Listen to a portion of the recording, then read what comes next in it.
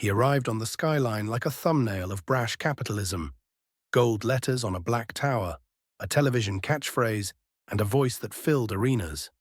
By the time he announced for president, Donald J. Trump had already spent decades turning spectacle into a brand and brands into headlines.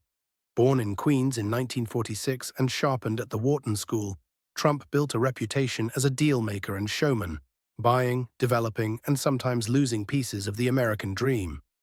His name on a building became a medal, his casinos went through multiple bankruptcies, but his hotels and trademarked persona kept him in the public eye. That tension between visible success and private setbacks is a motif that follows him into every chapter of his life. Television amplified him in ways skyscrapers never could. The Apprentice turned boardroom drama into reality TV, grafting the image of the decisive CEO onto his public identity. Viewers felt proximity to power. Advertisers felt profit. Media analysts point out that this was more than entertainment. It was a rehearsal for direct-to-audience politics, teaching a generation to equate charisma with competence and spectacle with authority. When he pivoted to politics in 2015, his rallies became theater and policy came with punchlines. Running as an outsider, he tapped into economic anxiety, cultural grievances, and a distrust of institutions. In 2016, he won the presidency without prior governmental or military experience, a historical first that reshaped expectations about who could lead the country. Political scientists see his rise as part populist and part media phenomenon, an experiment in how leadership can bypass traditional gatekeepers.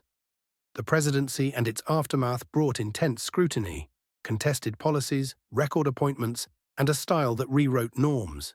Legal battles, investigations, and contested elections complicated his legacy, but they did not erase his influence. Today, whether you see him as a disruptor or a cautionary tale, his movement continues to shape party politics, media strategy, and debates about truth in public life, implications that will affect elections, institutions, and civic trust for years to come. If there's a single lesson in this story, it's that modern power is often performance as much as policy, a reminder that how a leader communicates can change a country. Thanks for listening to this close look. If you found this episode illuminating, like, share, and subscribe for more long-form explorations that try to explain the stories shaping our world.